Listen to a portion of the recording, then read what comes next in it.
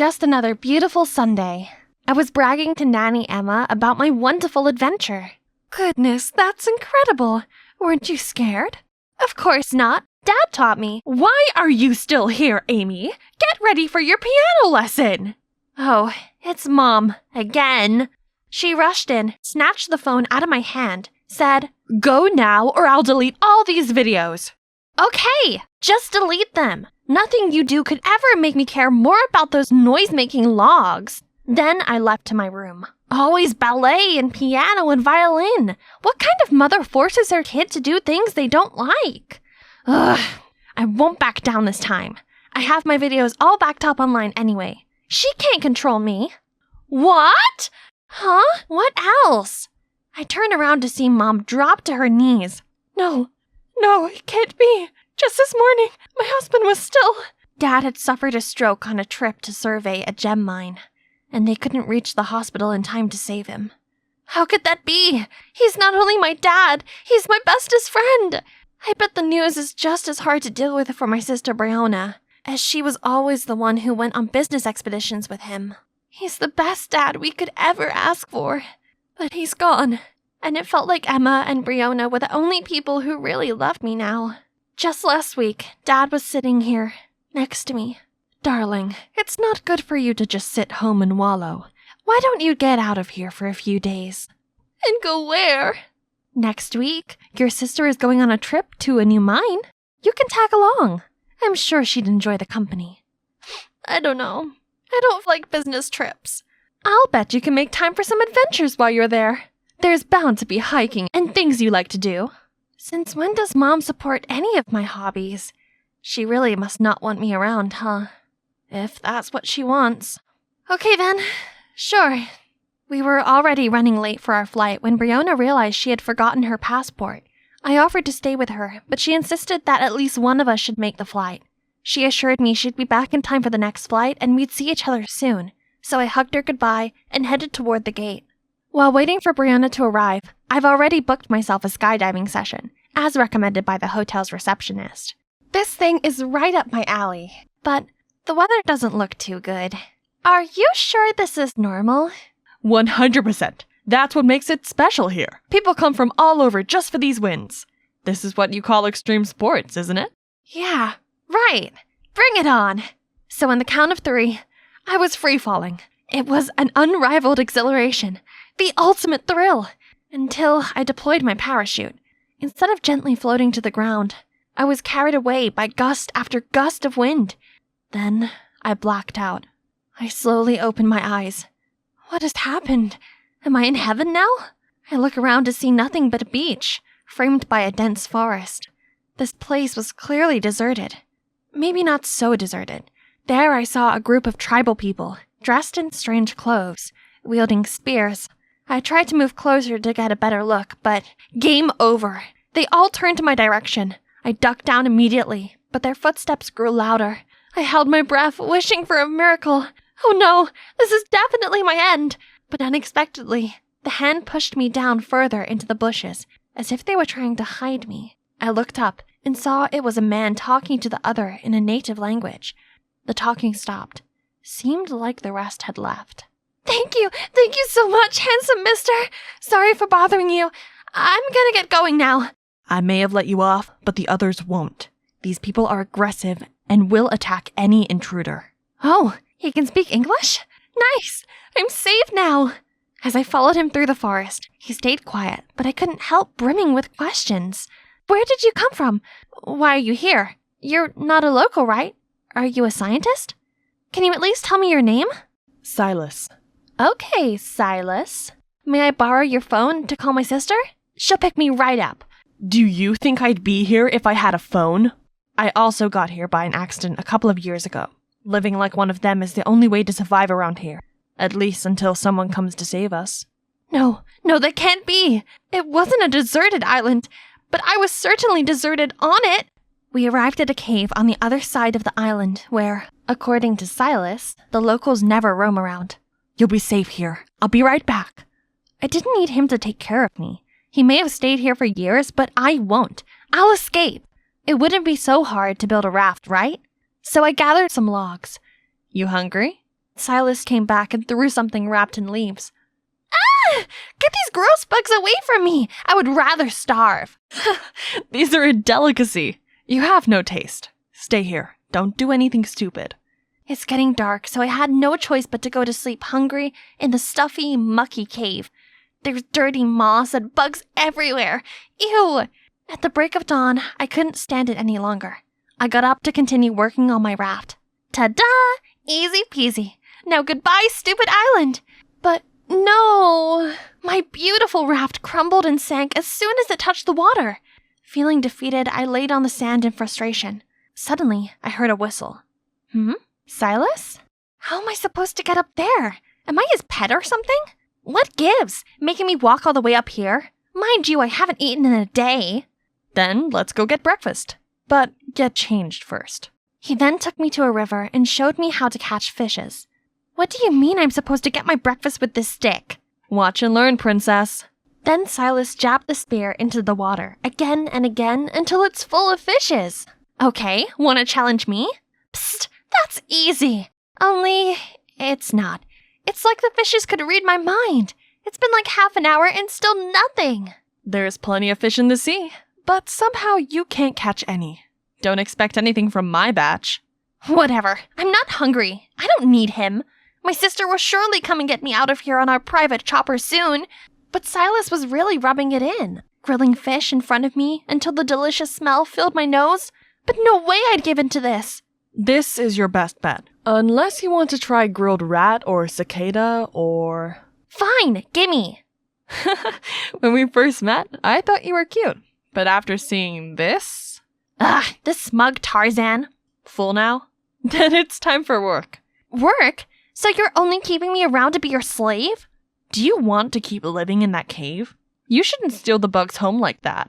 We continued to walk deeper into the jungle until we reached this huge tree. We should build you a shelter up there. You'll be safe from the wildlife, and the natives don't go to this area. Does it need to be up so high? If they are that dangerous, how come you survive here this long? Are you playing me? I got really lucky. I was swept away by a storm while sailing alone. And when I washed up here, the natives were so ready to, send me to God. But thankfully, the chief's daughter, Nora, desperately begged her father to let me live. And for some reason, he did. That wouldn't happen to just anyone.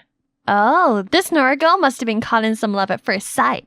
That's why you stayed here all this time. So romantic. Stop wasting time. Let's get to work.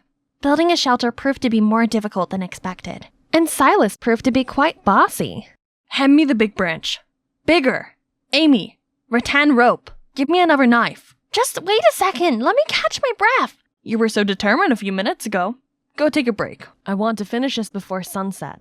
I sat there, watching Silas work as the afternoon turned to dusk. And I must have dozed off for a while, as when I woke up, the treehouse was done. To be honest, it was better than what I expected from him.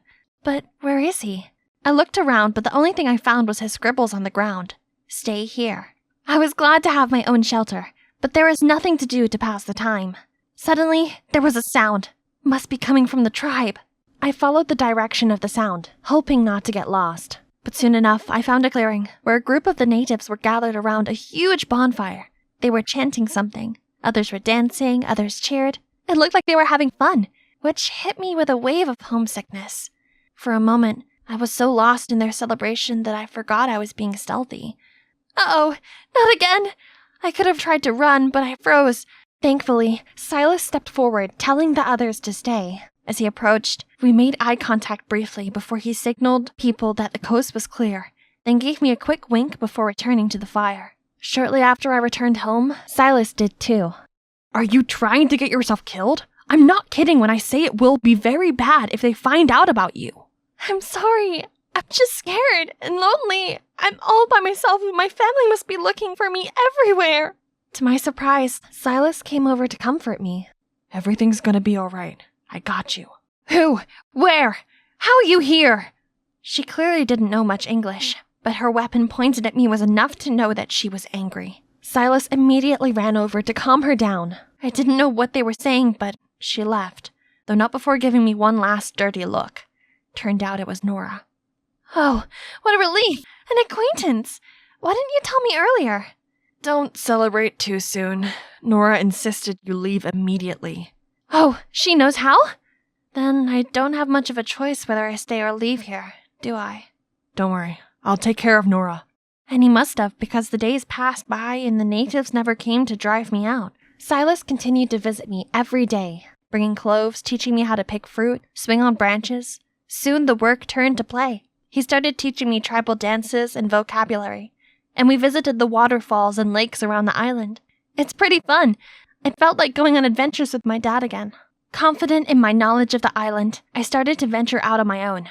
But Silas didn't prepare me for this. A leopard showed itself and slowly moved towards me. I tried to stay composed to find a way to escape, even though every bit of me was freaking out, when suddenly, Nora jumped down from nowhere and petted the leopard as if it was her little kitten. She gave it a fish and the kitty just happily ran away.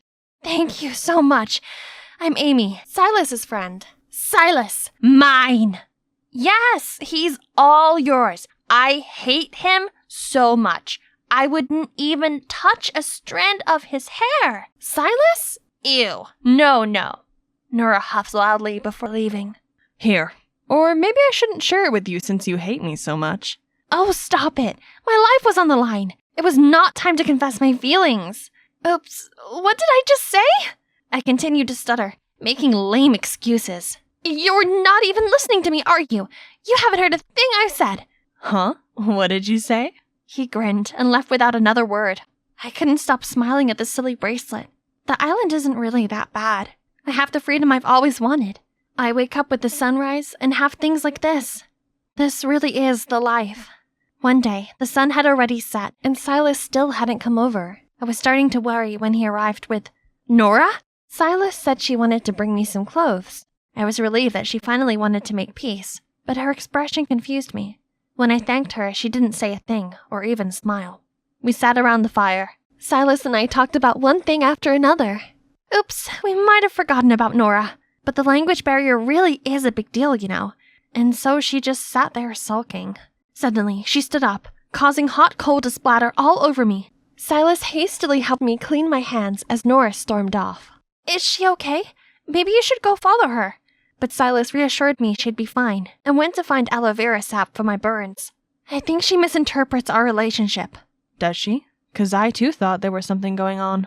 I was too surprised, but managed to gather myself enough to reply clumsily. Says who? I don't think you've formally courted me, sir. Tomorrow will be our first date then. In the mushroom forest. What do you say? I was glad Silas had saved this place for a date, because everything about it was curious and beautiful. Before long, I had wandered far ahead of Silas. I knew I had gone too far, but something drew me deeper into the forest. I walked along this cave, as I thought I saw a ray of light at the end. And there really was. The cave was not a dead end, but it was just covered by vines. And, oh my god, this is like a whole nother paradise that hasn't been discovered. And there was wreckage of an old helicopter. I immediately called Silas over, and he seemed to not have any idea about this either. We explored the helicopter the whole morning, but it was nothing except a rusted hunk of junk. We were about to leave when Silas hit a button, and the radio came to life. We had found our new hobby. Since then, we went there every day, listening to music and pre-recorded content on the stereo.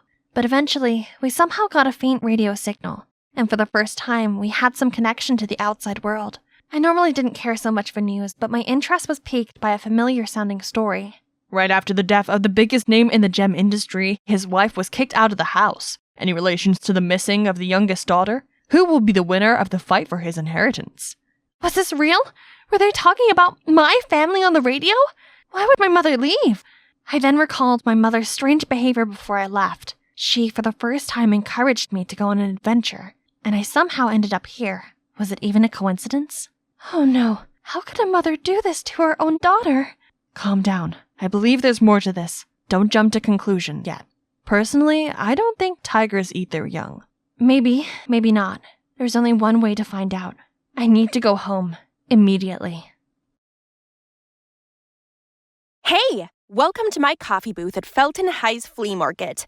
Just a second, I need to add the finishing touches to this latte. Perfect. Guys, try this. It's the special drink that I came up with for our 2-month anniversary, which, FYI, is today. How romantic. What's the name of this drink? I I think Patrick should name it. We can call that Paige's Vom. You know, because it reminds me of when we were 5 and you threw up in the back of my mom's car during our road trip. Stop! I'm not kidding. Me neither. It's one of my favorite memories, as that's when I fell deeply in love with you. Or how about, why is everything a joke to you? Just leave. We're done. I'm sorry about that. Let's start over. I'm Paige, and everyone calls me Perfect Paige because, well, everything about me is perfect. That must be thanks to my parents. My dad's a hospital director, and my mom's a university president. They both excel in their jobs, juggle family affairs, never quarrel, and always have smiles on their faces. And me, I'm beautiful, smart, and have some talents, such as making drinks. My dream is to run my own coffee shop. On the side of the dream job at the national TV station that I will definitely get. Then I'll come home to my dream boyfriend who's a flawless man that I can count on. And we'll have a perfect love story like my parents. Then why did I choose that funny guy as my boyfriend, you ask? Before he became my now ex, Patrick was a close friend since childhood. We lived in the same neighborhood, and it was my friend Doris's birthday, but she came up with a stupid condition that all the girls had to bring along a boy. Please? This sounded ridiculous, so I presumed it was a joke and showed up alone. Only everyone else had a +1 with them. Paige, you need to stop being so picky and give a guy a chance. How about your bestie Patrick? He's nice, smart, great at basketball, and he's pretty cute, right? No, we go way back. He's all right, I guess, but that's not enough. There's no one on this planet who can reach your ridiculously high standards. He's the best you're gonna get, and look, he's also so funny. Patrick's sense of humor is by far his most infuriating trait. Fine, Perfect Paige. You'll just have to show up to the prom alone then. And I doubt that's a perfect thing to do. I guess Doris's words played on my mind, because when Patrick walked me home, I blurted out, hey, if we're both single after we turn 17, then let's date. Then my perfect school year will end with a perfect prom night with my high school sweetheart, just like in a rom-com. Huh? Have you eaten too much frosting or something? No, of course not. I just can't possibly turn up to prom dateless. Oh, the outrage. As if anyone could ever dare to go to prom without a date. But I'm not just anyone. Such a humiliating thing would be a scratch on the diamond, which is me. Okay. I'll do whatever you want. Time passed by and I concentrated on my studies and my hobby. Then before I knew it, I turned 17 and still didn't have a boyfriend. I heard this strange noise coming from my balcony. Patrick? What is he doing with a rose in his mouth? Hey there, do you remember our oath once upon a time? Okay, fine. From today, I allow you to be my boyfriend. Go home and get ready. Tonight will be our first date. Wait, you serious? It's not a joke. Why are you always joking? All right. Where does my love want to go on our first date? So we started dating, and so far, so good. Seeing as he'd known me for years, he knew what I liked and what I was thinking. He never argued with me and just did what I asked. And best of all, everyone complimented us and said we were a match made in heaven. There was just one problem. Patrick's sense of humor was ruining the romantic vibe. So that brings us to the present and why I ended our relationship. Later that night, Patrick called and apologized, but I confirmed that the breakup was still on as I didn't want to cause strain to our friendship. He seemed pretty surprised by this, but Patrick being Patrick, he soon made light of it. Back to the friend zone. Alrighty. So, no need to pick up Paige every morning anymore. Nice. See you in math class. For some reason, I was a little sad that he'd agreed to do this so quickly, but it had just been a dumb fling anyway, right? But hang on, what about prom? I couldn't lose face with my friends, so I joined a dating app to continue the search for my Prince Charming. Too short, too nerdy, too glary. And after days of desperately swiping, I finally found a guy that caught my eye. I mean, I couldn't really see his face, but he had to be hot. I messaged him right away, and you know what? We got on so well and soon arranged a date. I fixed my hair one more time and walked over to him. Hello, you. Patrick? Surprise, my bae. I'm your perfect mystery partner. Patrick, I swear to God! How do you feel? Angry much, huh? Then now you know how my poor heart felt when you broke it to pieces. I was fuming, but Patrick kept up his annoying grin. So you're that starving for love? All right, I know your ideal type way too well. Let me find you a guy. You know, attractive boys tend to hang out in a herd. We'll see. You know, being handsome is only one thing on my list. The first candidate was this guy called Beavis, the basketball team captain. We started talking, and it went well enough for him to invite me to go watch his game. He even winked at me before he scored a perfect three-pointer. All the jealous glances turned to me. Looks like Patrick really found me a good deal. At first, this was kind of cool, but soon all of the love letters and gifts Beavis received got kind of grating. Worst of all, he accepted them all. He didn't seem to be faithful at all. Also, his grades really sucked, and he was always so sweaty. This first candidate is out. Next was Daniel, a cute genius who liked to invent things. I really love how passionate he looks when he's working on something. He's so talented. But he always showed up late to our date with the excuse there was some machine malfunction. His clothes were always stained with grease, and all he talked about was research. Oh, actually, I have zero idea what you're on about. You're so robotic.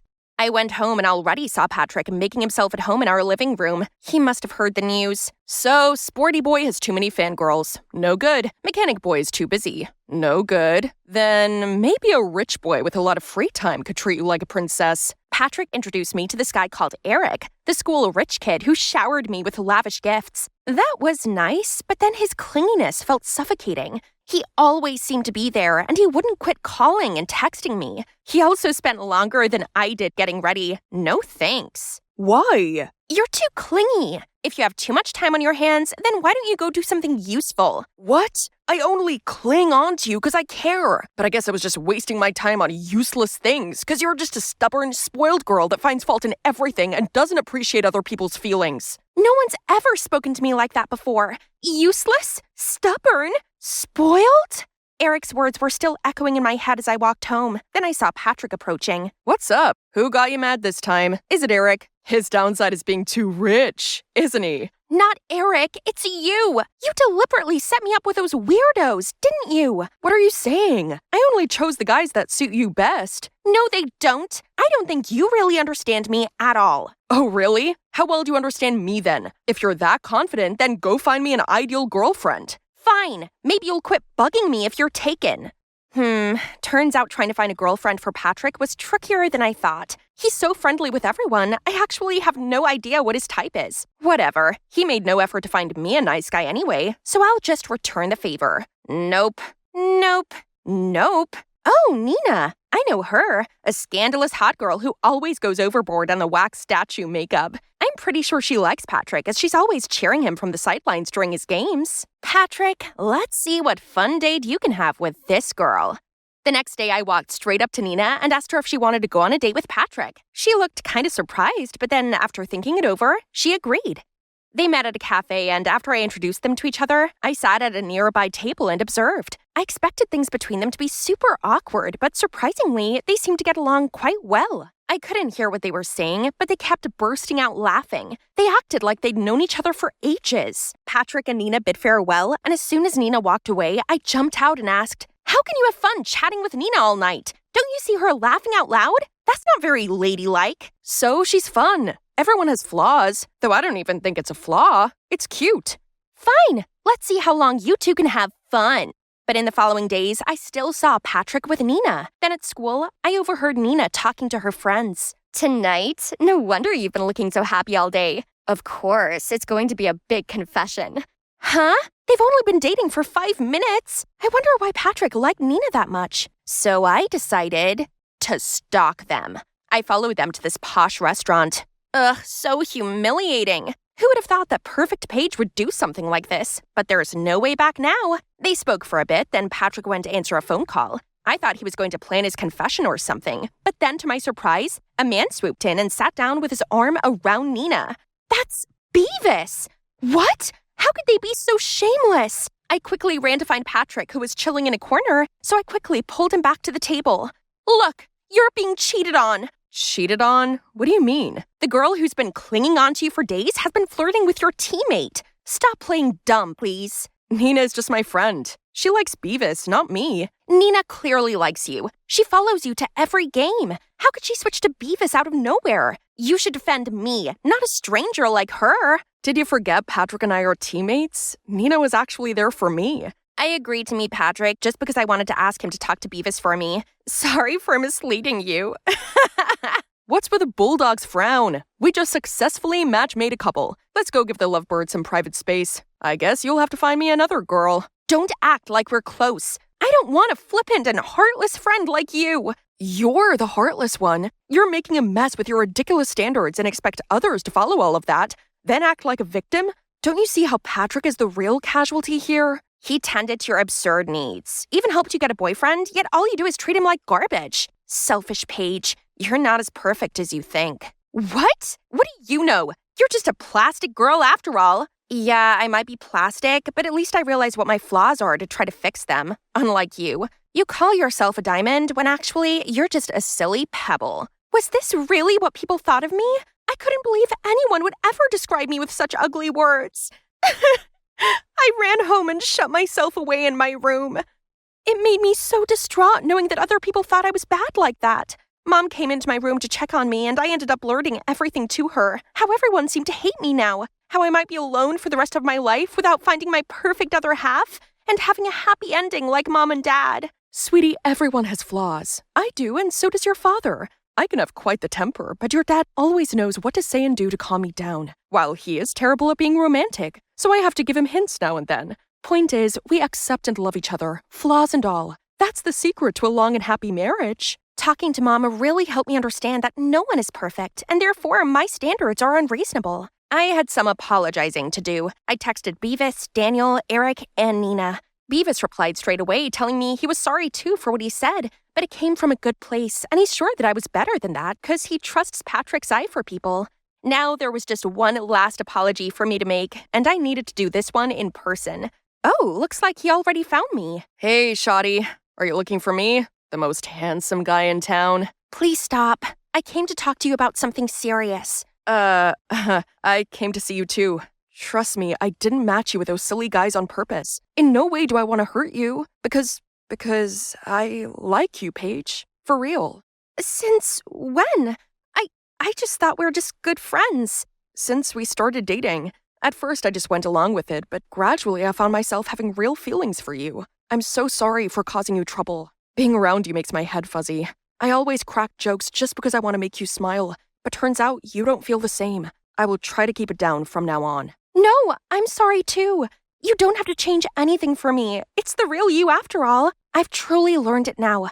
Nobody's perfect, and it's the way people complete each other's imperfections with their personality differences that tighten their relationships. And maybe being perfect is my imperfection. So now you have my permission to offset it with your annoying unseriousness. So, where were we? As a couple? Ha! Oh right, Paige's vomit. Shall we go home and make that signature drink again?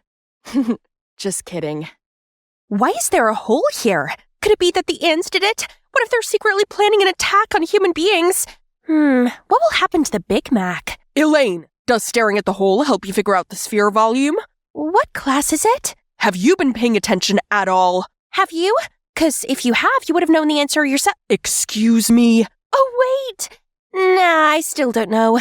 Sorry, what were you saying? This is going to be in the test. You need to focus if you... Oh, this is Japanese class. Duh. That's it. We're going to the principal's office. And that's the huge of my high school life. Hi, my name's Elaine, and I've been living with ADHD since... I don't know. But of course, ADHD manifests itself differently among different people. For me, I just gotta make sure I take my medication... Wait, where's my birth certificate? Anyway, make sure to like and subscribe before I continue. Right after the principal's office visit, I was walking down the hallway when a hunky guy purposely bumped into me, knocking my bag over. Dude, is that a dinosaur? Are you a kindergartner? Hey, that's my fidget toy. Give it back. Whoops, finders keepers. Who dares mess with my friend? It's Quinn, the Furious Queen. Run! The two guys immediately ran for their lives. Right then, Skylar and her new boyfriend also headed over. Isn't she the weirdo from the math class? Don't tell me you're friends with her. Yes, I am indeed. You can only choose one, her or me. How about I dump you instead? Get lost. And these are my girls. We've been best friends since forever and always got each other's backs. I forget my stuff a lot, and Quinn always makes sure I got everything with me before leaving any place, while Skylar has me covered every time I dozed off in class. You know, I can't sleep at night because I'm busy thinking about the ants' Earth destruction plan. Maybe they're the ones who terminated the giant dinosaurs. Wait, where was I? I don't know. Rewind the video yourself. Valentine's Day soon arrived. Even though Skylar just broke up with her boyfriend, she already had loads of presents from other guys. And so did Quinn. My girls are hot.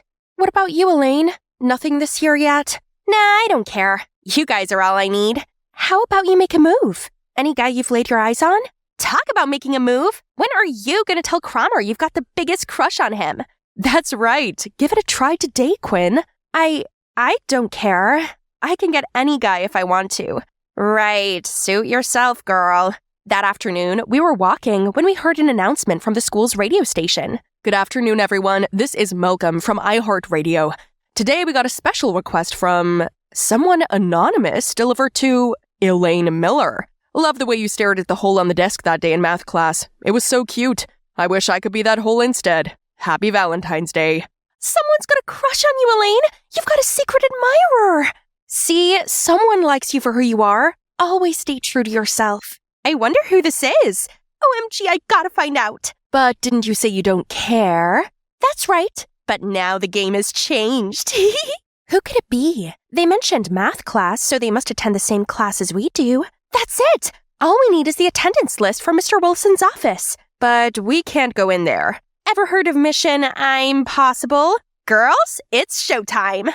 After class, we waited for Mr. Wilson to leave his office. Then, just like totally spies, we crawled onto the floor, successfully avoided the security guard's gawking eyes, and managed to hide from one of the teachers passing by. Then continued secretly advancing toward Mr. Wilson's office. Oh, look! They got flaming hot Cheetos now!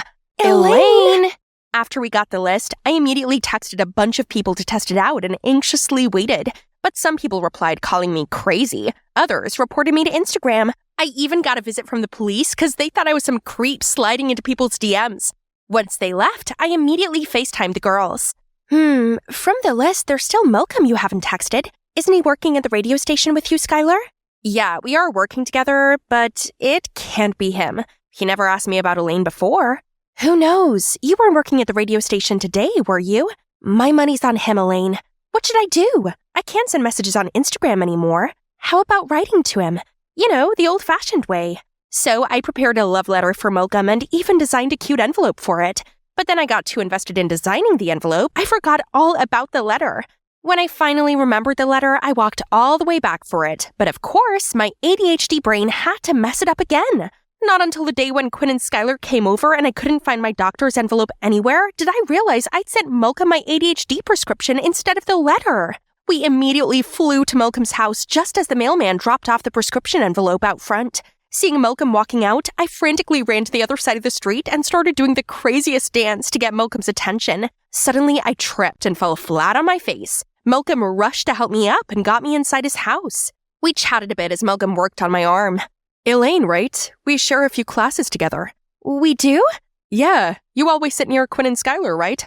I saw you snoozing in class sometimes. I guess so. Look, Malcolm, did you give me the message on the radio? Ah, the confession. Well, it's not me. I'm not your secret admirer, but that doesn't mean I don't have a chance, do I? Skylar talks a lot about you, and I've always wanted to talk to you in person. Speaking of Skylar, it's our girls' night tonight. Bye! And thank you. I finally managed to calm my hyperactive heart down when I got back to my room. Is Malcolm the secret admirer? He's not. How embarrassing. See? Told you. We're pretty close. He would have told me already. But he seems to like me. Really? I mean, I saw the way he helped you up when you fell. It can't be. Let's focus on finding your real secret admirer. But that doesn't mean I can't hang out with Malcolm while finding my secret admirer. Turned out we both shared a passion for hip-hop. He can make super catchy beats for me to rap. Just kidding. Animated Story Show wouldn't let me. Comment down below if you want a separate video of me rapping. Since then, we started hanging out more often. Malcolm is such a caring and patient person. Sometimes my ADHD kicked in and I cut him off while he was speaking, but he never got mad and just patiently waited for me to finish. Another time when I was blabbing nonstop about whatever was in my mind, I saw him counting. What are you counting for? How many times you switched topics within 2 minutes? Oh, sorry. No need to. I find it cute, actually. Later on, as we parted ways, I saw Skylar waiting for me, looking a little sad. Hey, what's wrong? I'm gonna be honest with you, 'cause we promised each other. I've actually had a crush on Malcolm ever since we started working together at the radio station. What about your recent boyfriend? Oh, it was just a fling. I just can't stand seeing you with Malcolm. Anyway, don't take it personally. Sorry, I gotta go. Skylar had a crush on Malcolm? But I do enjoy being with him.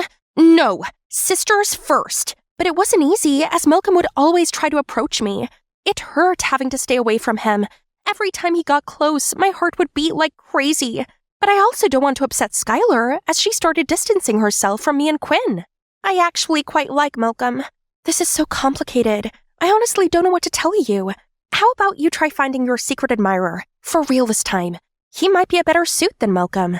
The next morning, I found a note in my locker. From your secret admirer. They want to meet me near the fountain. But when I got there, I saw another note asking me to come to the bleacher. This better not be some silly prank. When I arrived, I was shocked to see Cromer sitting there by himself. He can't be behind the notes, right? Guess I'll find out now. Just a little closer. Closer. Suddenly he looked up and stared straight into the camera. I was about to run when he caught me. Hey, Elaine Miller, right? You could have asked me for a picture. Didn't know you have a thing for me. No, it was an accident. Since then, I made sure to be more discreet to see if Cromer was the secret admirer. But man, it's like this guy got the sixth sense or something. Hey, what's wrong? You look nervous. It's because she likes me. She even tried to take pictures of me, right, Elaine? It's okay. I noticed you watching me recently. Come on, just admit it. I know I'm irresistible. Why are you doing this? You know I like him. No, let me explain. You know, I even thought it was a misunderstanding between you and Skylar. But you know what? Now it seems like you just want to steal from us. Hey, guys, chill out. What's going on? You chill out.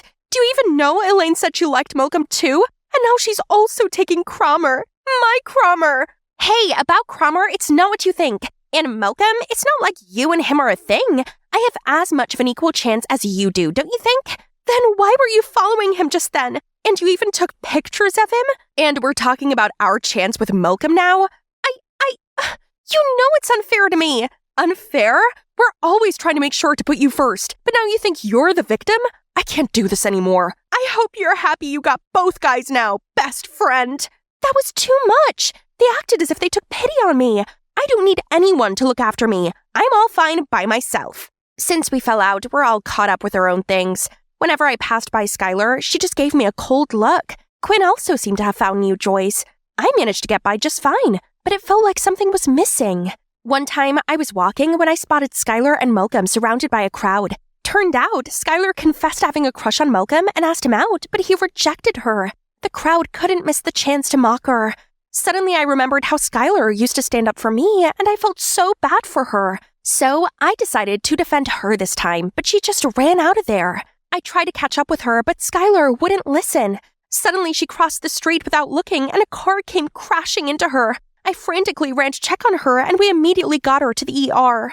Thank God she was fine. Just a couple bruises and scratches, but she refused to let me in. That night, I tried to call Quinn, but it kept sending me to voicemail. But I've made up my mind. I kept ringing her bell and insisted on waiting till she showed up. She finally gave in.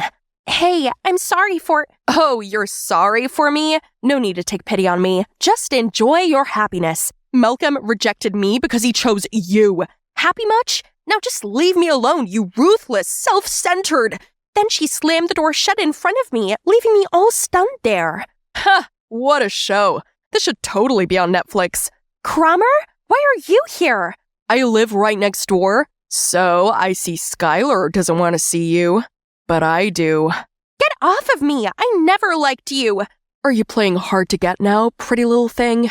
Right then, Malcolm appeared out of nowhere and bolted to punch Cromer in the face. Didn't you hear what she said? Leave her alone. Can't believe Quinn and I are arguing because of you, creep. If only Quinn knew who her crush truly was. Quinn likes me? Huh, could have told me earlier. What else is he up to? Anyway, thank you. Why are you here?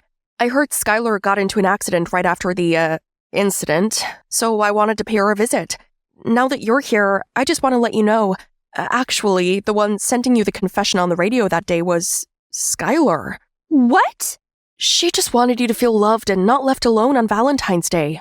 I was gonna give it some time before telling you, but things got complicated all too quickly. Anyway, now that you don't have to find out who your secret admirer is anymore, would you want to go out with me? As a girlfriend, I mean? Malcolm, I do like you a lot, but I just can't bring myself to hurting Skylar ever again. I'm sorry. It's okay. I understand. Guess I'll see Skylar another time then. I'm so sorry, Malcolm. Later, I arrived home to Mom packing some boxes. Can you check if you still need these from the attic? Otherwise, they have to go. I opened up the boxes to find old pictures of me, Skylar, and Quinn inside, and I immediately burst into tears. We looked so happy together, like nothing could split us apart. That's right. We're sisters. I gotta make things right. The next day, after the first period, I came looking for Skylar. Gosh, I'm so anxious. Where's my fidget toy? What if Skylar's still mad at me? Looking for this? Yes! Skylar, I need to talk. Me too. I'm sorry, Elaine. I was so hurt and embarrassed yesterday that I said nasty things to you. And you were right. I should have told you earlier I have a crush on Malcolm. But after everything, I realized how stupid I was, and I don't want to lose you or lose us.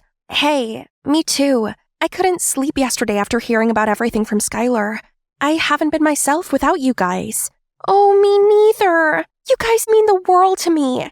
It turned out Skylar also gave me the locker notes that day. She said she wanted me to give up on finding the secret admirer, and Cromer just happened to be there.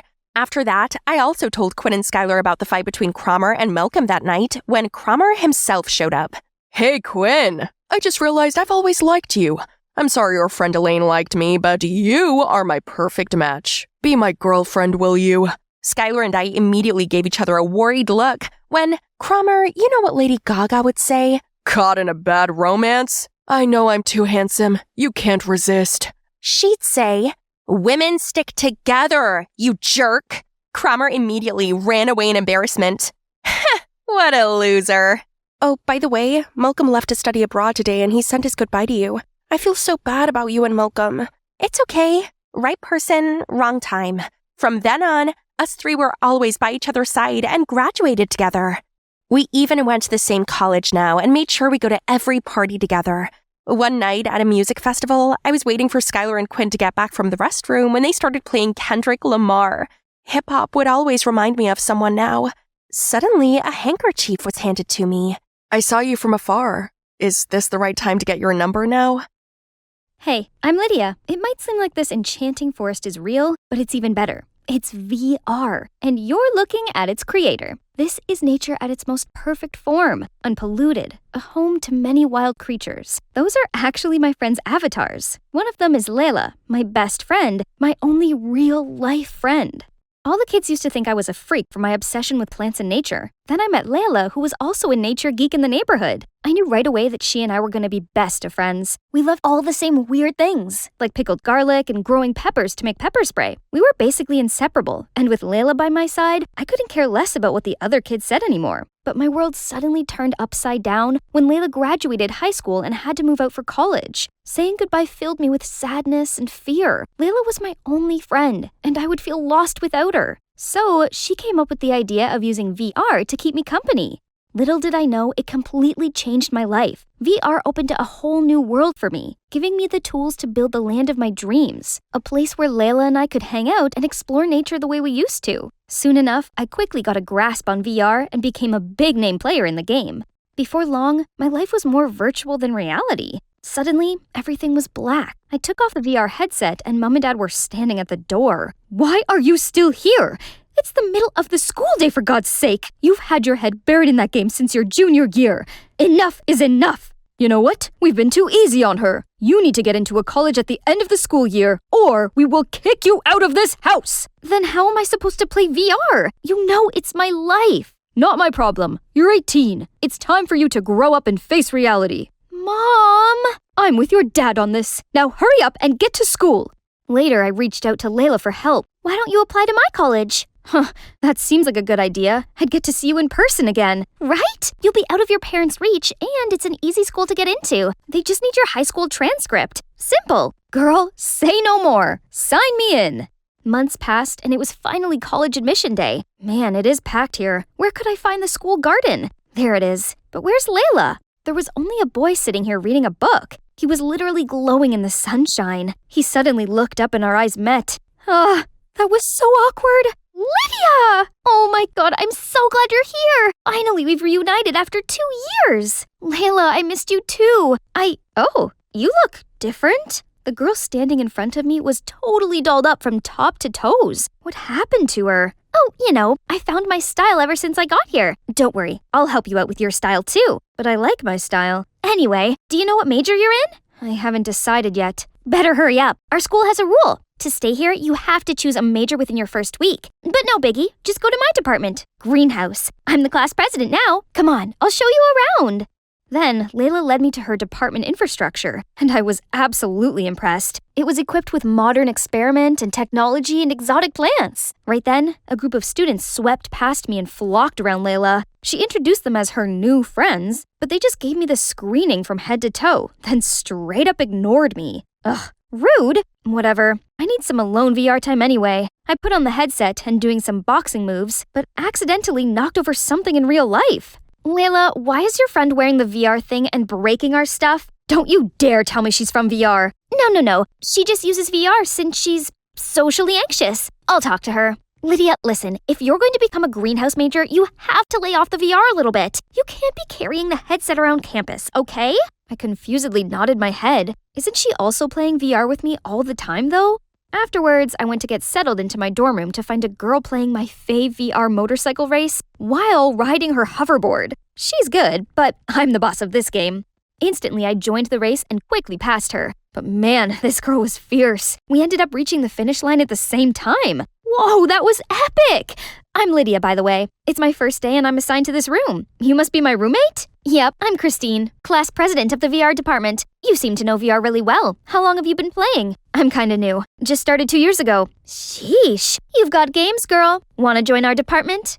The next day, Christine showed me around the VR department, which was full of the newest techs. Dude, this is so sick! Every week, we have an exhibition of new VR technology, and we mainly work and interact in VR. No need for awkward real-life convo. Besides, our department also joined the school annual creativity competition for the huge prize of $10,000, which we could use to develop more modern VR technology. Whoa! This place was heaven! Just imagine playing VR all day, every day. Holy moly. Can it be? Soccer shots enhanced? I joined in the game immediately and gave it a big kick, scoring a goal. Wait, did I break the pots again?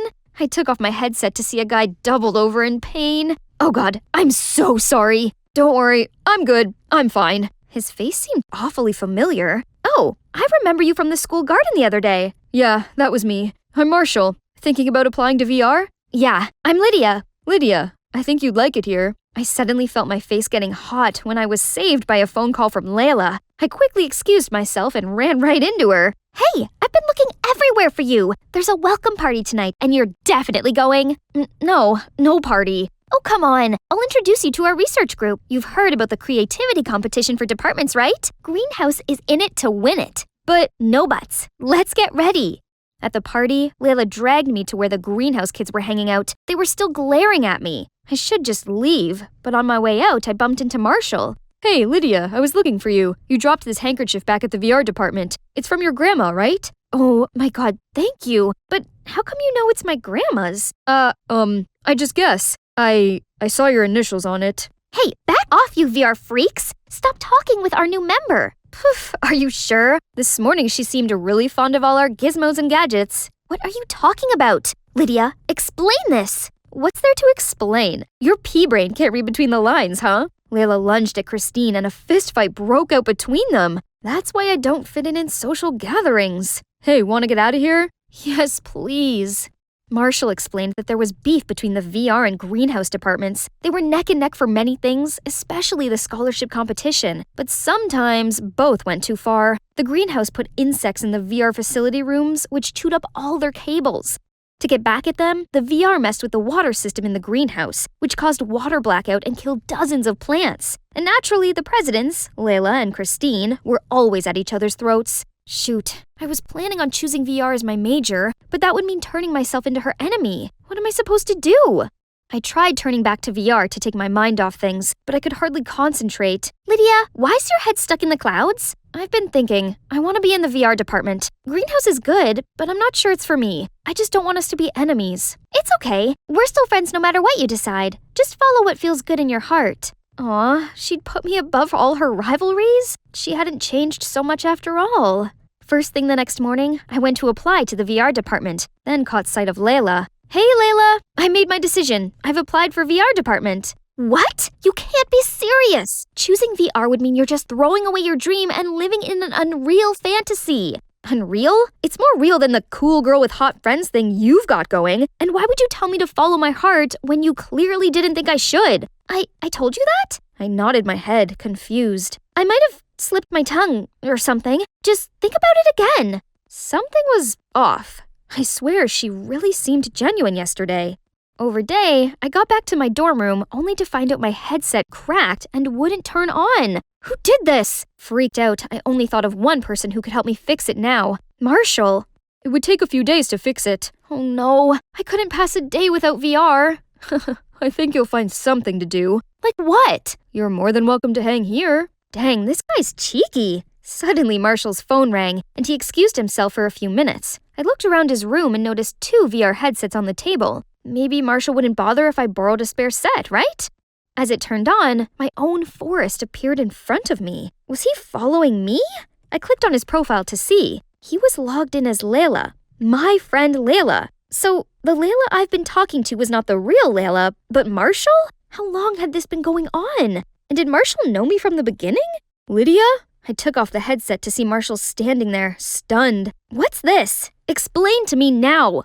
It all started when I got my department's pricey drone stuck on the roof of the greenhouse building. Layla was up there, so I begged her to give it back to me. She only agreed under one condition, that I had to use her VR account to play with you, without telling you that. At first, I only did it as part of the deal, but after a while, I find her the funniest, smartest, and most creative girl, and I couldn't help but spending time with you. You're telling me that this whole year I've been talking to someone I thought was my best friend, but it was actually just some random guy, and you have the nerve to keep lying to me? Marshall, give me my VR, and stop hovering around Lydia or she's gonna find out. She already did. Lydia, I can explain. Was it because of the stupid rivalry between Greenhouse and VR? What's so important about it that you had to lie to your best friend? You've changed, Layla, and I don't think you're my friend anymore. I stormed off, fighting back tears. I couldn't look at either of them any longer. When I got back to my dorm, Christine was already there. I asked her about my VR headset. I actually saw that Layla around our room earlier. She must have done it. That was a low move, Layla. But I was too fed up with her to even be mad. The greenhouse department could be trying to sabotage us again. Now, this is war. I'm going to gather everyone so we can plan our counterattack. Whatever, this rivalry thing is ridiculous anyway. On my first VR free day, I was the only person in my class without their headset. Even the professors engaged through VR. All I could do was sit and stare at people, which reminded me of those lonely days before Layla came into my life. The next few days kept on repeating themselves, until one day, my body started boiling, and my head was buzzing like it was full of bees. Professor, I'm not feeling well. I need to go back to my dorm. But he didn't flinch one bit. No one did, except this guy. Hey, need an aspirin? He extended out his hand, but there was nothing there. A virtual pill? Seriously? No, it doesn't work. Aw man, bummer. I tried getting up, but my body grew heavy and weak. I kept calling Christine across the room, but no use. If only Layla was here to help me right now. No, Lydia, you can do this on your own. I leaned on the wall to prop myself up slowly, made my way back to the dorm. I was so close, but my knees trembled and I collapsed. Just then, someone came to scoop me into their arms and picked me up. I woke up in a bad headache to see Marshall cooling it down with a damp towel. Hey, you're awake. Here, have some soup and take some medicine. What are you doing here? I came to return your VR but saw you collapsing, so then I helped you into bed. I know you don't want to talk to me right now, but this was urgent, so... Thank you, Marshall. I threw myself into his arms and burst into tears. I thought no one was gonna help me. He wrapped his arms around me, and I finally felt safe. The next day, thanks to Marshall, I felt loads better, so I went to watch the department's creativity contest. The greenhouse presented their newly bred plant species and got the highest scores so far. VR, on the other hand, wasn't so lucky. Our newest development in headsets, exploded. Christine didn't take it well. I tried to comfort her, but she just brushed me off and stormed away. Suddenly, Layla rushed towards me and pulled me into a corner. Lydia, I just want to say I'm sorry. Ever since I got here, I became the center of attention in the VR department, and I got so wrapped up in it. I had to give up playing VR with you. I don't know, Layla. Why couldn't you just tell me that? I didn't want you to be alone. You were always online, so I guess you didn't make any friends back home. That's true. This might sound ridiculous, but only now have I realized that VR isn't everything. No virtual reality can replace the real world, and real friendship goes through all kinds of ups and downs, but it lasts, just like you and I. I'm glad you realized that, and I just want to let you know, no matter what department you choose, I'll support you. Unconditionally. Thanks. But hey, why did you break my VR headset though? Your VR? No, I didn't do it. I swear. Then how come Christine blamed it on you? I ran down to my dorm to confront Christine, but she wasn't there, and she didn't return for the rest of the night. When I got to class the next day, I put on my headset and found the rest of the department ragging on me, calling me a liar and a traitor. Somehow, pictures of me and Layla talking yesterday were plastered all over the virtual world. The audacity of you to come back here. We already know the greenhouse department is using you to spy on us. It was you who messed with our invention at the department contest. Otherwise, how could it explode? They started booing and surrounding me, so I ran for my life. Until a hand grabbed mine. You could run for real, you know. Yes. At least I'm not the only one virtually running. We made it to the building's entrance, just as the greenhouse student dragging Christine towards us, and the VR students caught up with us. Layla, what's going on? We caught this girl starting a fire in our greenhouse lab with her hoverboard, then tried to flee the scene. What? Why would you do that? It's not on purpose, okay? Then tell us the truth. Now. Fine. So, a day before the department's competition, I secretly made an adjustment to the VR model, but somehow it caused an error and we ended up losing the prize. I was so mad that I decided to take it out on this greenhouse bunch. Last night, I snuck into your lab trying to take away all of your research, but suddenly, my hoverboard overheated and exploded, causing a fire to spread everywhere. I freaked out and left. You know the rest. Yeah, thanks to you, our lab was burnt to the ground. You're lucky no one got hurt. And you had the nerve to blame Lydia for losing the contest. I had to, otherwise the entire department is on to me. Oh, not just the VR department. Now everyone was furious at this crazy manipulative witch. What about my VR headset? Did you break it too? Well, that's just a little trick to get you and Layla to fight. You do belong to VR department after all. That means no making friends with Greenhouse. Right, guys? Guys? You've gone too far this time, Christine. And this rivalry thing is ridiculous anyway. Look where it got you. The VR students couldn't have agreed more. They immediately voted to impeach Christine from her class president role before turning her into the administration. They then apologized on Christine's behalf and offered to help the Greenhouse rebuild their lab. Of course, Layla and the Greenhouse department agreed. It looked like the start of a beautiful partnership. Within a few months, in collaboration with the VR department, the greenhouse was completely remodeled and renovated. No one even cared to mention the feud between the two departments anymore. And guess what? I applied for a second major in greenhouse. Double majoring was tough, but I had the support of Layla and Marshall, and our friends in both departments.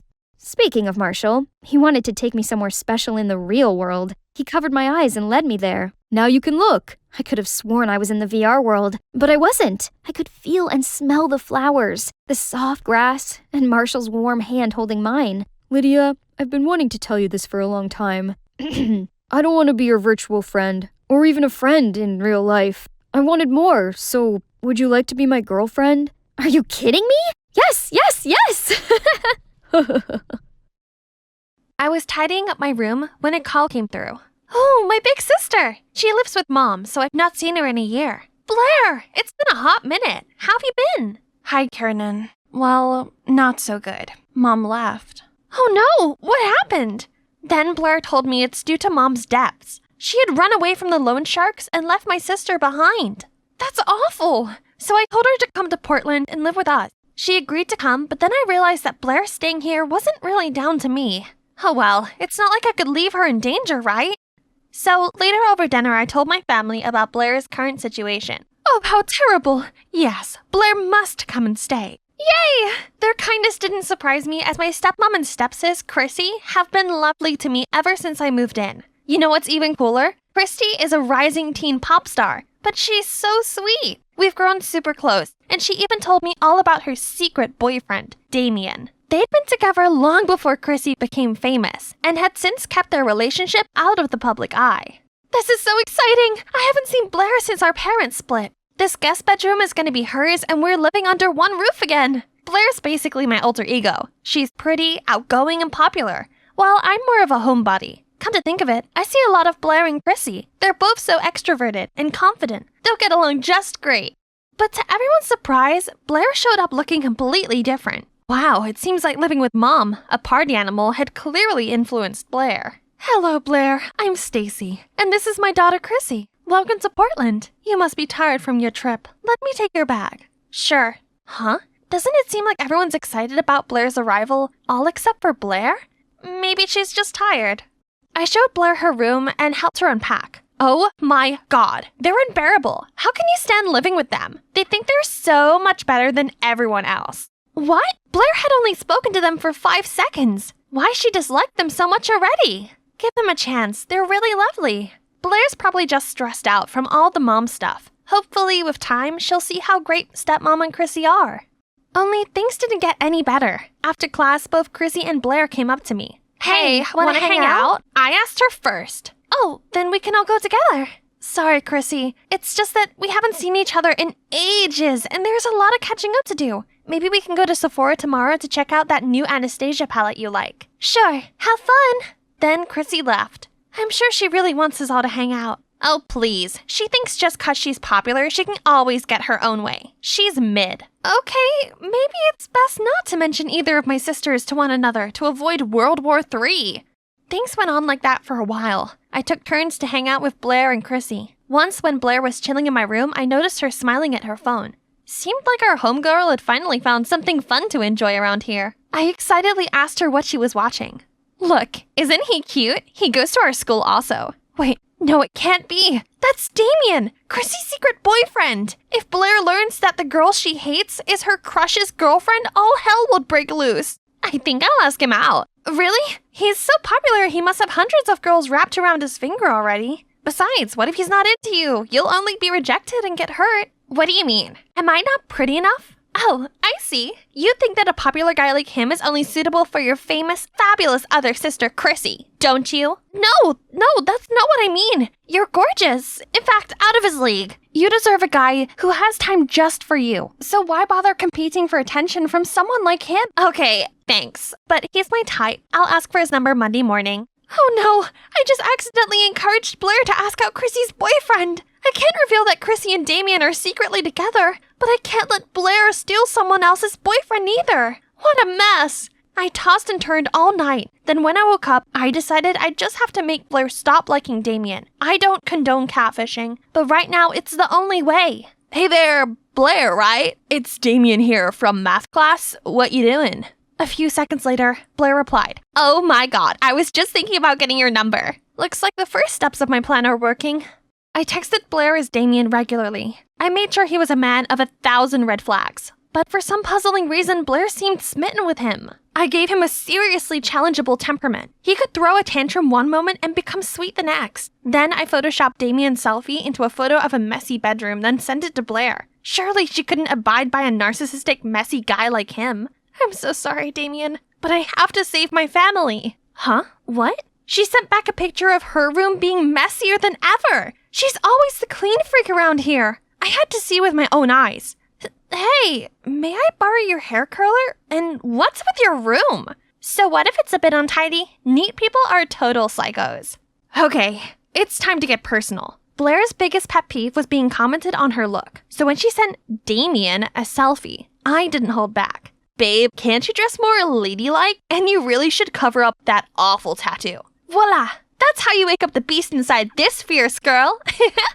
However, the next day, Blair showed up with a completely new look. Worse still, she walked straight over to Damien. I had to fake having an emergency to prevent a disaster from happening. Afterward, I texted Blair. I'm not ready to let everyone know about us yet. Please understand, babe. You know I like you. There, that should stop her from trying to approach him again. Even so, during lunch, Blair wouldn't stop blabbering about Damien and showing me his texts. Isn't he quite rude? You don't normally let guys tell you what to do. He's not. He's just opinionated. I'm into that. No, he's horrible. I don't understand why you like him. He's sweet. You just don't know him like I do. Our love is complicated, but that's what makes it special. Seriously, you called that love? What do you know? Okay, little Miss Love Guru, if you're really that experienced, make that guy your boyfriend, succeed, and I'll give up the love of my life. If not, I'll do as I please. What Blair is daring me to do was impossible. That guy, Adrian, is as popular as Damien. While Damien's the friendly one, Adrian is nicknamed Jack Frost due to his icy cold exterior. Rumor has it, no one has ever seen him crack a smile. Surrender? As expected. Then step aside, sister. Not knowing what else to do, I agreed to the bet. This is for Blair, for Chrissy, for Dad's happiness. Hi, Adrian, right? Are you free tonight? Or whenever? He gave me this cold glance, then went back to chatting with Damien. Please, I'm just trying to win a bet with my sister. One smile from you is enough to save the fate of an entire family and stop 2 girls becoming homeless. Can you just... Adrian gave me this odd look. Then he burst out laughing and took my hand. Sure thing. Can't wait for our date tonight. I left in a haze of confusion. That really just happened? Adrian must be messing around. But nope, he actually showed up at my doorstep that evening. This meant I'd won the bet, right? So I called Blair over to show her, but she just brushed it off. That proves nothing. Talk to me when Ice Boy professes his love for you. Man, I guess this means I'm going on a date. The tension in here was palpable, so I decided to break the awkward silence. Hey, where are we going? I mean, this isn't actually a real date, is it?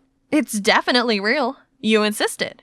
I must have looked so dazed that he continued. Don't worry, I'm not messing with you. Anyway, I think you'll like where I'm taking you. I used to think he was incapable of smiling, but turns out he looks even cuter when he does. A drive-through cinema? Wow! I'd seen these in old movies, but I had no idea it still existed. So, what's the deal with your sister Chrissy? You mentioned a bet? You know that Chrissy is my sister? Of course, it's not exactly hidden. Besides, I'm friends with Chrissy's boyfriend. So, you know? Yep, there's no secrets between me and Damien. And don't worry, I have his back. So, can you answer my question now? I like this different side to Adrian. So before I could stop myself, I told him how the bet wasn't with Chrissy, but with my other sister, Blair. And I was catfishing Blair as Damien to protect my family, but it's barely working. Whoa, that's intense. Secrets make things complicated. Life sure would be easier if we could just be ourselves. So, why did you decide to go on a date with me? Don't you think it's weird? No, not really. Beats how girls normally ask me out.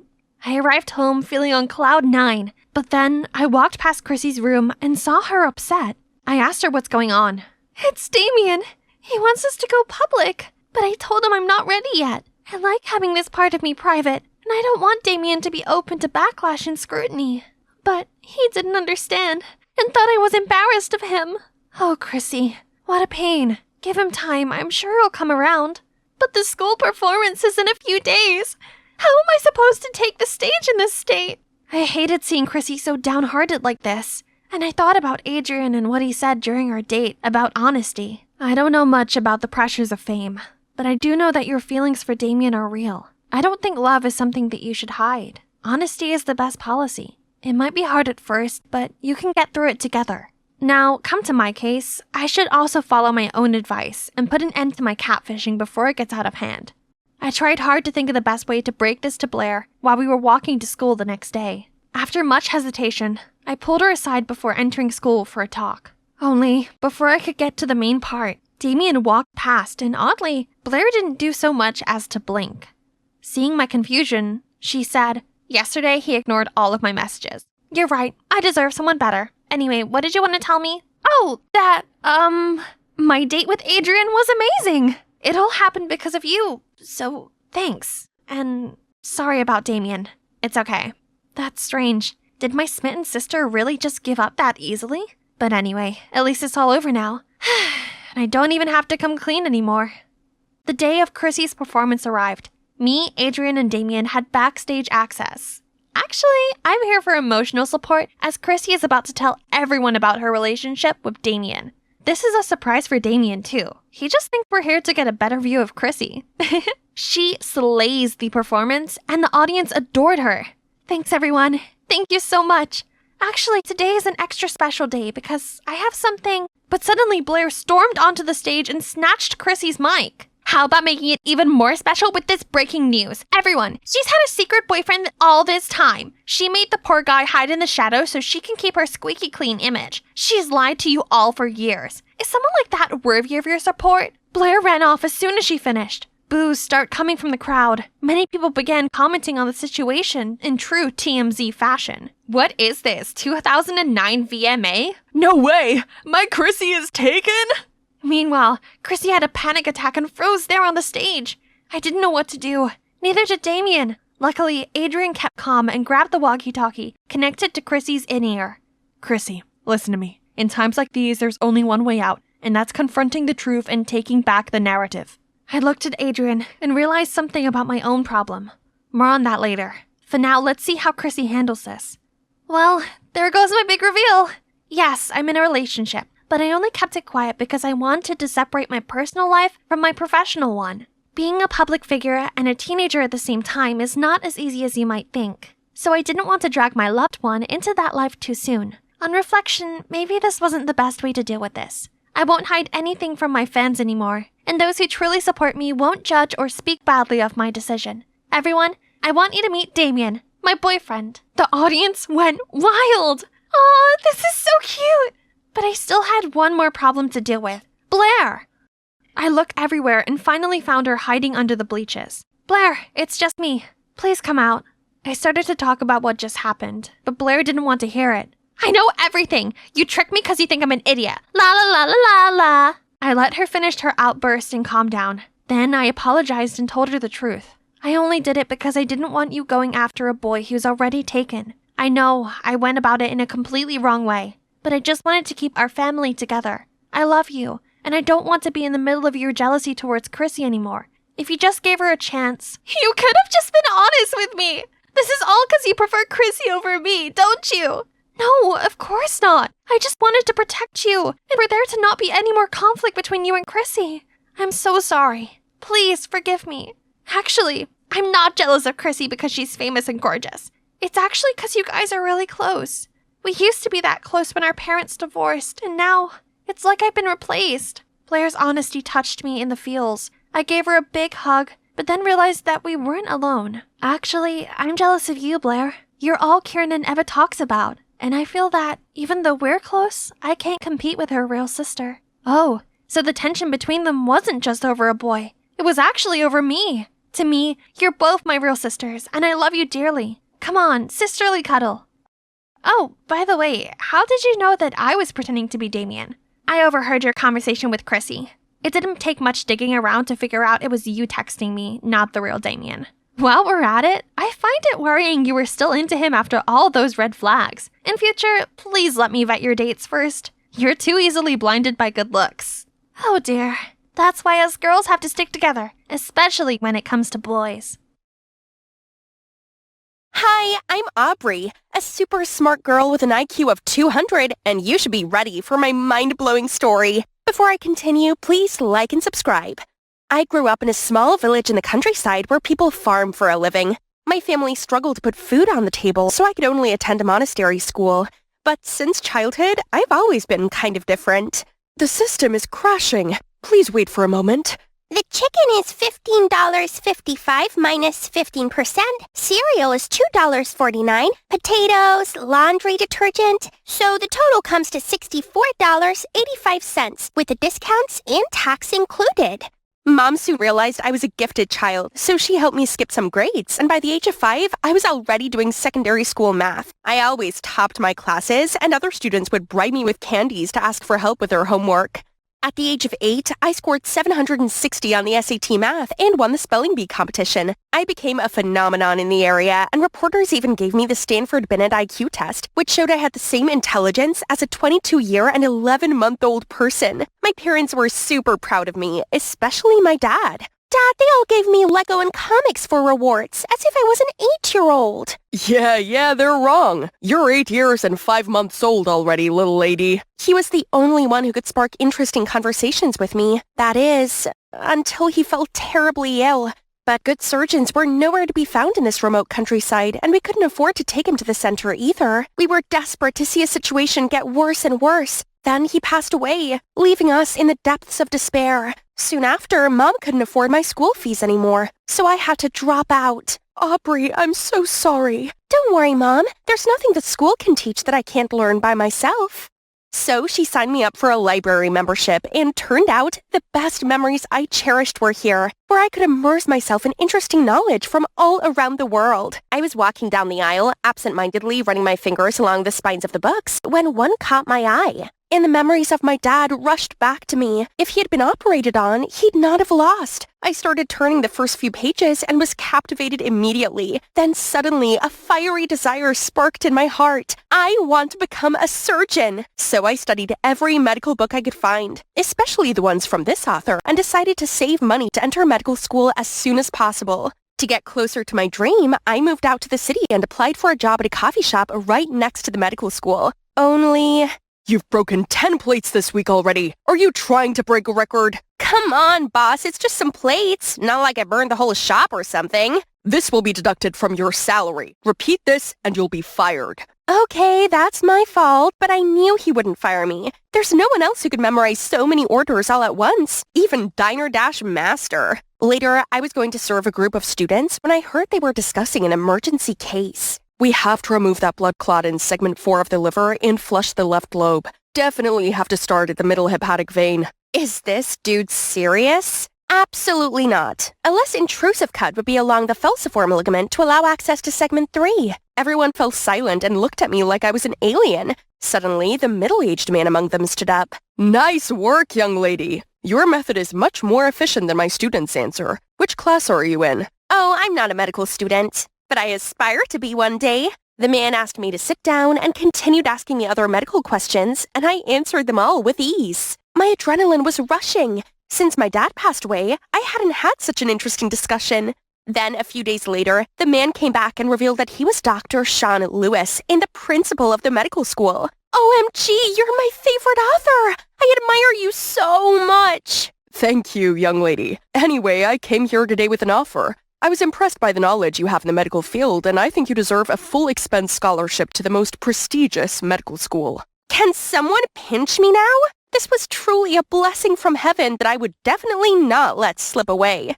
Here comes my first day.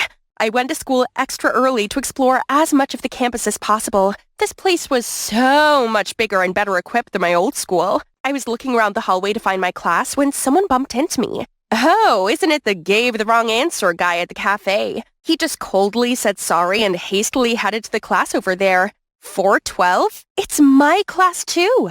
I learned that he was Henry, the top student of the class. But obviously, he wasn't that good. They'll see. All the theoretical classes didn't make me break a sweat, and I even spotted some mistakes made by the professors. When lunch rolled around, I went to the cafeteria, approaching the first group that caught my eye, and they seemed to be friendly. Want some of my fries? Potato fries contain a high amount of trans fat, which is associated with type 2 diabetes, heart disease, and obesity. One day you'll have a stroke, and then you'll know why.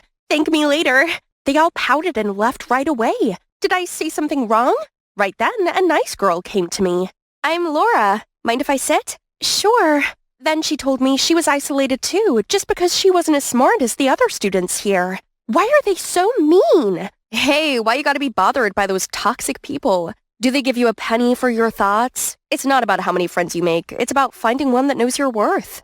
You're right. I'm Aubrey, by the way. I know, I was in the same class with you this morning. And the way you argue with our professor? Wow, that's impressive. Laura and I quickly became friends. It's great to have her around who could truly see my brilliance and always encouraged me to express myself. Today came a big event. A conference was held by none other than Dr. Lewis. But little did I know that this event would become a battleground between Henry and I. Determined to impress Dr. Lewis, I eagerly raised my hand at every opportunity to answer his inquiries. Each time I did, Henry would swiftly raise his hand as well, competing for Dr. Lewis's attention. We argued back and forth, neither backing down until the end of the conference. After that, Dr. Lewis announced that there was one slot available in his upcoming research project, which would go to the top student of this term. The room buzzed with excitement and anticipation. My heart skipped a beat, for working with Dr. Lewis had been a lifelong dream. However, other students started cheering Henry's name. Jeez, I swore I would beat his butt off and show them who deserved it. Time to prove that I was not only unmatched in theory, but also in practice. I was the very first one to finish stitching up the incision. But as I reached for my gauze, I couldn't find it anywhere. It must be around here, I swear. Oh no, I left it inside the dummy. Okay, this time must be better. How hard could it be to use this defibrillator? But then I accidentally touched the metal pad and got shocked and fell backward. I kept trying in many other practice sessions, but that sucked. Aubrey, this cast looks exactly like a chicken thigh. Do it again. But the most annoying thing was that Henry excelled in all of them and other students started mocking me. After that, I went outside for some fresh air and deep down, I was so disappointed in myself for all my failures. Suddenly, a hand gently patted my shoulder. It was Laura. I couldn't help but hug her and start sobbing. Laura, what if I was wrong about myself? I failed at everything and people started humiliating me. Oh, they just envy you. Nobody can beat your academic scores. That's why they gloated at your failure in practice. But that big brain of yours is what matters the most, right? Yeah? And an opportunity is coming your way. There's an intelligence contest next week. If you win, everyone will have to recognize that you're the best, including Henry. Talk about Laura, my savior. I'll try my best. Just wait and see. A few days later, Laura took me to the library in a private study room. She helped me set up my laptop and left me alone so I could focus. Good luck! I participated in an online oral contest over Skype. There was a panel of judges who asked questions, and all I had to do was answer them verbally. Easy peasy. Now I just need to wait for the results. The next day, I went to school as usual, but then suddenly was called to the principal's office. Dr. Lewis might have known about that competition and saw my name on the top list. I was about to brag about my performance when he accused me of helping other students cheat on their exam. Then he showed me a voice recording of me answering the questions. Wasn't that for the intelligence contest? But Laura said, Dr. Lewis, just wait. I can explain. I frantically called Laura, but she refused to pick up. Enough! I'm so disappointed in you. You're expelled from this moment. Feeling lost and crushed, I trudged myself to a bench in the schoolyard. Hey, are you okay? Okay? You're mocking me? Now that project slot is yours. Happy much? Get out of my sight, now! Suddenly a stack of papers fell onto my lap. You might need this. Good luck. I believe you're not a cheater. I confusedly flipped through those papers to see that these were all of Henry's notes from the semester for practice lessons, which could not be found in normal textbooks or lectures. I kept on turning to the last page and saw a scribble. Know your worth. Something awakened inside me, so I swallowed my pride and ran after Henry. Hey, wait! I've been wrong about you the whole time. I'm sorry. Don't be. It's my fault to act competitively too. I had no bad intentions. It was just the motivation for me to study harder. I swear. But it's a pity if the medical industry loses someone like you. Well, I'm not so sure anymore. I'm used to doing everything so quickly and I can't be patient, which probably explains my clumsiness. That I can help with. Genius is 1% talent and 99% hard work, you know.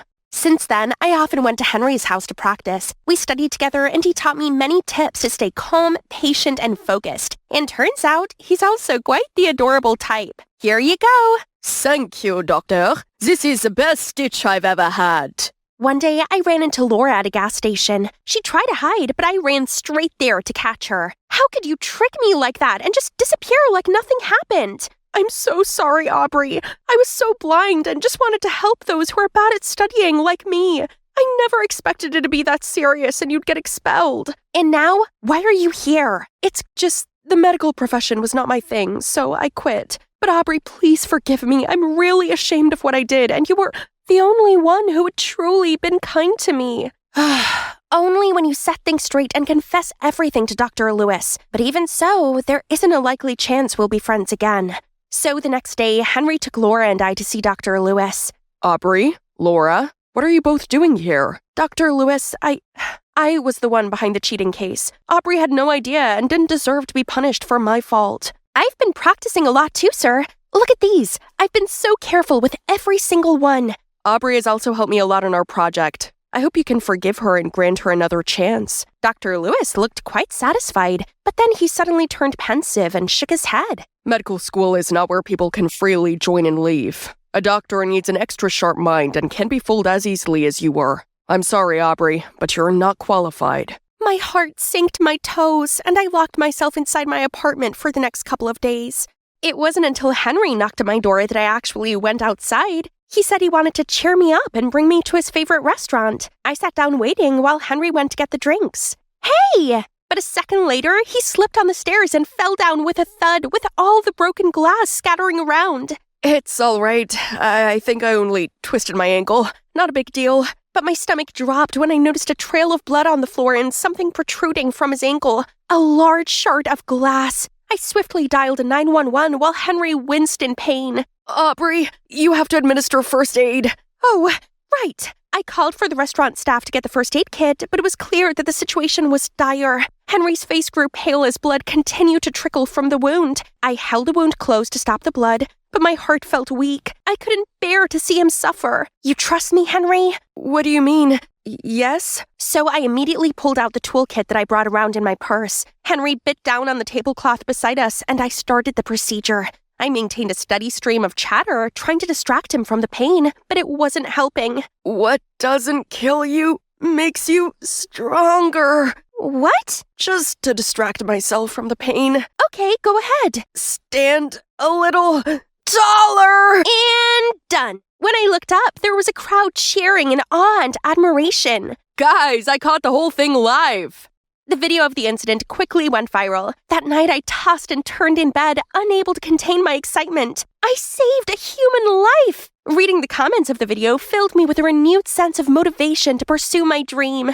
The following morning, I was jolted awake by a notification on my phone. It was an email from Dr. Lewis himself. I headed to Dr. Lewis's office, and to my surprise, he told me he saw the video and gently said, Aubrey, I was once like you, arrogant and overly reliant on my natural intelligence. Then, a mistaken surgery left me with regret that I will carry with me for the rest of my life. However, after watching the video, I'm glad that you changed. I saw your humility and eagerness to learn, so I'll give you another chance.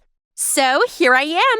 You have no idea how much I missed this hallway. Welcome back. How's your ankle doing? Much better, thanks to you. How about a celebration dinner tonight? Sounds great, but promise you won't need me to operate on you again. I was scared to death. Ahead of me still lay a long road, but I believe the day I become a skilled surgeon is closer than ever. And soon I can perform more life-saving surgeries for the less fortunate. Dad, I will make you proud.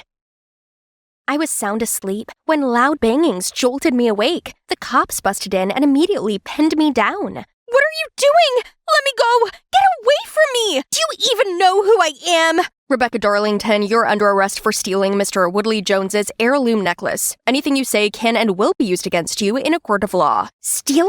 What? No, I didn't do it. Let me go! Man, I got into big trouble that time. Oh, hey guys, I'm Rebecca. Believe it or not, it's actually my bizarre life story here. Before we start, please like and subscribe. My dad passed away when I was only 5, so my mom had to step up and take over the entire family business on her own. And she was the biggest perfectionist on the planet, not just in business, but in the family too. Seriously, it's her way or no way. I hated this and always tried to rebel. However, Mom always found a way to ruin my fun and forced me to study business instead. Boring. But lucky me, my brother, Kevin, always got my back.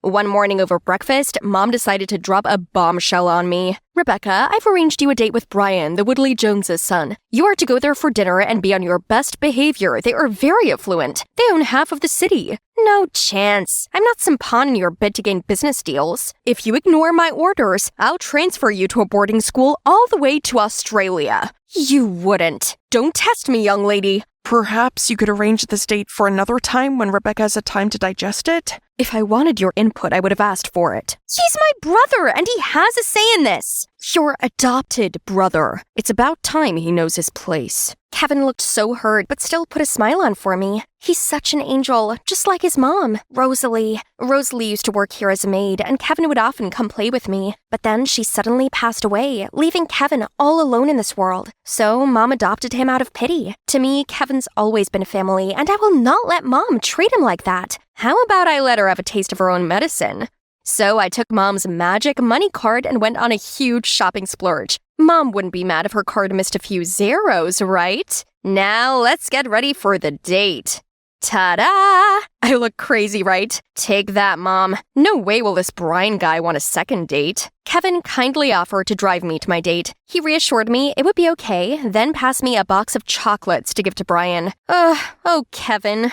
It was gone 9 p.m. when I strolled into the grand entrance hall of the Woodley Joneses mansion. Brian's jaw dropped to the floor as soon as he saw my crazy look. Oh, but I didn't stop there. I first asked all the servers to leave us alone, then made him nauseous with my table manners, and wowed him with my big appetite. I even sneaked bites of the chocolates meant for him and playfully fed him some. After dinner, I asked him to give me a tour of the mansion, but by the time we reached the jewelry room, my head was spinning. Then everything went blurry, and I blacked out.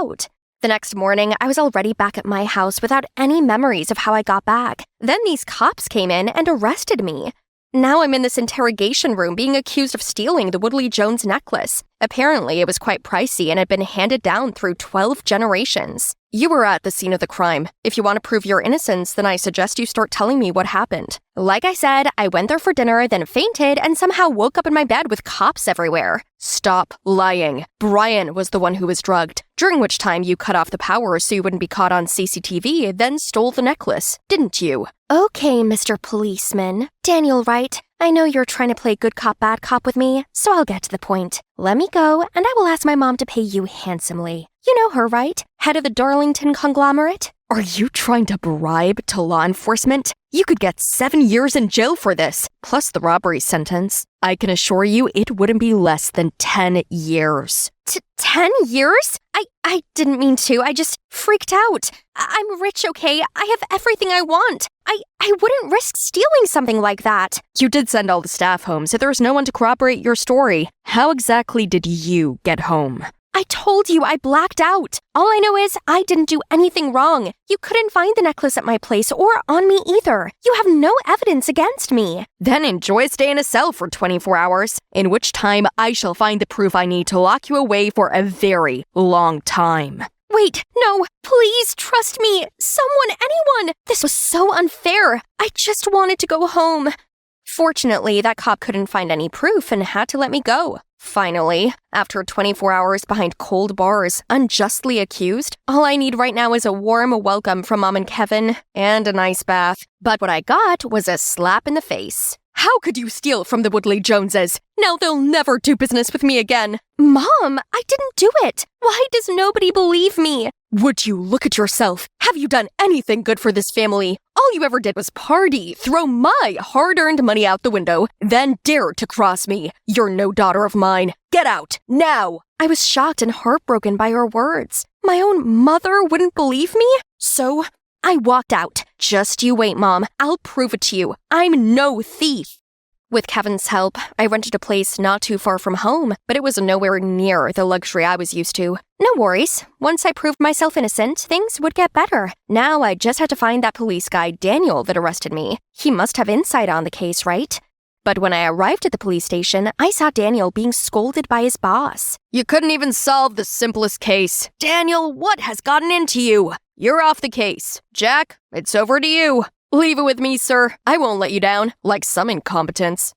Sheesh, that Jack guy was such a douchebag. And Daniel sure did look glum about all of this. So I approached him and suggested we work together to find the culprit and kick Jack in the butt. At first, he refused, as apparently a suspect participating in the investigation was not procedure. Relax, it's not like I want access to classified documents or anything. Think of it as working with a suspect. If we cooperate, you can monitor me to see if I really am the culprit. It's a win-win. It's not like that. I'm no longer on the case. Jeez, I didn't expect you to give up so easily. So much for being a pro. Maybe your boss was right to reassign the case.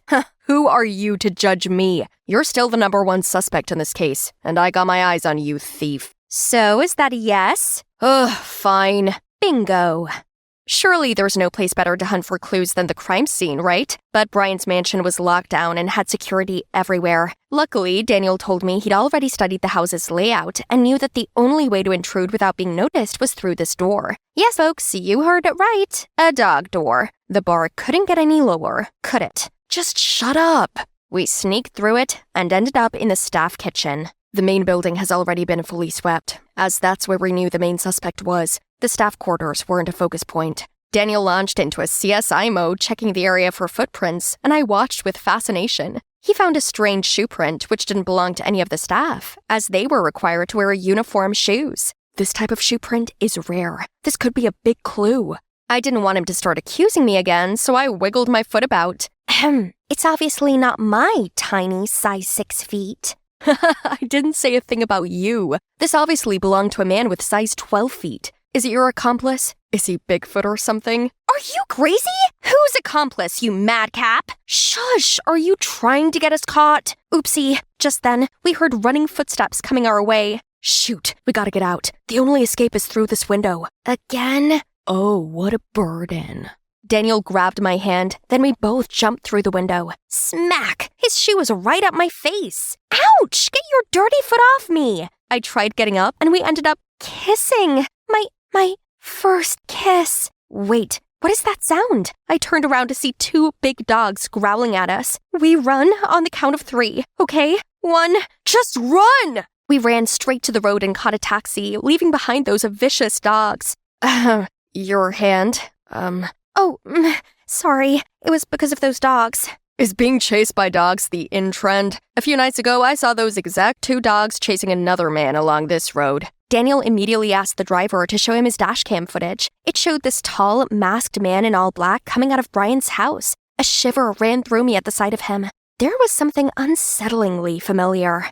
The next day, Daniel made me traipse into at least a dozen different shoe stores so he could ask the staff about the sole print we'd found last night, but no luck. The scorching sun was getting to me, so Daniel brought out this umbrella. Cute, huh? If only this big hole hadn't been directly above me. By lunchtime, I saw Daniel sweating in the heat, so I grabbed a tissue to wipe for him. The heat rose as we were so close, but once done, he was even more oily. We were just like 2 peas in a pod. Later that day, we made it to this ancient shoe shop that said it was a Leighton, a brand that made customized handmade shoes. Wait, I've heard about that exclusive brand before, but if someone could afford these shoes, why would they go out and about stealing? Daniel seemed to agree, and the investigation was at a dead end. The truth is, I had my suspicions about who the real thief was, so I went back to the crime scene to see if I could find any evidence. Daniel did say this dock door was the only other way in, so I searched around the area and spotted this shiny bracelet in a bush. Oh, I know who this belongs to. So I've asked him to meet me here. I found your bracelet. Thank you so much. You know how important this is to me. The bracelet is a keepsake from my mom. She gave it to me before she passed away. I found it at Brian's house. The night you drove me to Brian's, did you go straight home afterward? Yeah, of course. I've been on the investigation for a couple of days and found that the thief wore size 12 Leighton shoes. I gave you a pair for your birthday. The thief was also identified by a taxi driver's dash cam as a male, around 5'10", the exact body figure of you. And now this bracelet? The coincidences are stacking up. But I can't believe it. Not without your explanation. After all, you are my brother. Yes, it was me, but I had no other choice. I actually have a sister, a half-sister from my dad's side, and she's going through surgery. I really needed the money to pay her bills. I might look successful on the outside, but I work for your mom unpaid. Don't get me wrong, I'm grateful for all she's done for me, and I couldn't ask her for more, so I took the risk. Why didn't you tell me? I can help you. You were always embroiled in arguments with your mom, so I don't want to burden you further. And you only seem to need me when you're in trouble. That's true. Thinking back, we rarely talked. Even when we talked, it was always me complaining about Mom to him without realizing Mom has been the hardest on him. I hated what he did, but I knew he only did it to save his sister, and I felt terrible that I'd had Kevin's love and care all of these years, and she hadn't. Kevin, don't worry. Just leave it to me. The next day, Daniel came to see me and told me the police department had just found new evidence against me. The chocolates I'd given to Brian that night contained anesthetics. It all sounds very suspicious to me and may just change the direction of my investigation. Are you investigating me now? No, it's highly possible that the real culprit wanted to target you. I need your cooperation. We have to hurry before they blame it all on you. Who helped you prepare the present that day? No one. I bought them at the store. I felt awful lying to Daniel, but I couldn't let Kevin go down for this. Not when his sister needed him. It was time for me to put an end to this devastating chain of events. I went to the police station and confessed to stealing the necklace. They arrested me, and right at that moment, Daniel stepped in, surprised. Rebecca, what are you doing here? Let her go! What are you doing? We can't arrest her without evidence. Daniel, it's okay. I already confessed. What? That's nonsense. I insisted that I did it, and he had no choice but to let them arrest me. I know it's not that simple, Rebecca, and I'm going to prove it. Daniel was right. Everything was off about this trial. First, this Jack guy had somehow swapped all the evidence against Kevin to me. From my shoe prints on the staff kitchen to the recording from the taxi driver. Plus, the necklace was later found in Miss Rebecca Darlington's bedroom. It was never there in the first place. I wanted to speak up for myself, but that douchebag Jack shut me up. The judge was about to sentence me when Daniel kicked the door and barged in. Stop! Your Honor, I believe all the evidence presented to you was faked by him. The whole court bursted out in surprise. Turns out Daniel's boss had suspected Jack was a rotten apple, so he actually wanted to use this chance to expose him. He pretended to kick Daniel out of the case and appointed Jack instead to lure him into the trap. As predicted, after I confessed to the crime, Daniel followed Jack and saw that he was taking bribes from Kevin. Well paid. I'll fake the evidence. Rebecca will go down for this. Don't mess it up. It's tricky enough to get that brat to take the blame for me. He played me? There was no half-sister who's in the hospital? Ugh, don't look at me like that. My real mom only died because of your mom, Dawn Darlington. That woman flagrantly accused her of stealing. Mom was so distraught, she had a heart attack and passed away. Dawn only adopted me out of guilt, and she treated me like garbage, making me run around for you. So I decided to take revenge, show them how being wrongly accused of something can ruin lives. But look where vengeance got him. He was a monster, and I really wondered, was it really worth it? In the end, both Jack and Kevin went to jail. Unfortunately, without Kevin as key personnel to help out with my family business, it went into turmoil. So I offered to help Mom with it. You do that after everything I put you through. We're a family. I also felt bad for taking you and what you provide me for granted. I'm so ashamed of how I treated you. I've been cold, controlling, and unfair on you and Kevin. It's my fault he turned against us and sought revenge. Mom, it must have been hard for you running the business and caring for me and Kevin, especially without Dad. I forgive you and want to just put it behind us and start again. Now, I just had one last person to make amends with. Rebecca, I didn't think you'd ever want to see me again. I didn't. I was so mad, but then I realized that being that way was getting me nowhere. To forgive others means forgiving and liberating ourselves. I walked out of the prison feeling much more positive about it all and saw Daniel waiting for me. Say, we make a good team. What do you think about being my partner? Partner? For investigative purposes or for life? How about both?